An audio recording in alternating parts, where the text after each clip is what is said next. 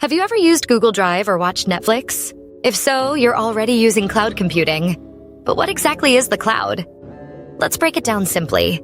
Cloud computing involves storing and accessing data and applications over the internet, not your computer's hard drive.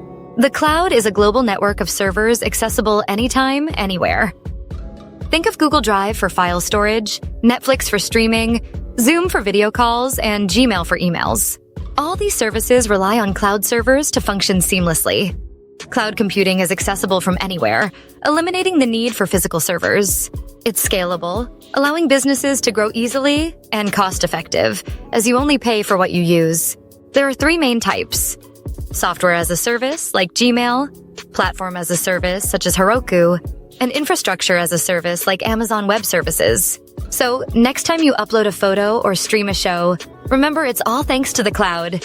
If you found this helpful, like and subscribe for more tech explainers.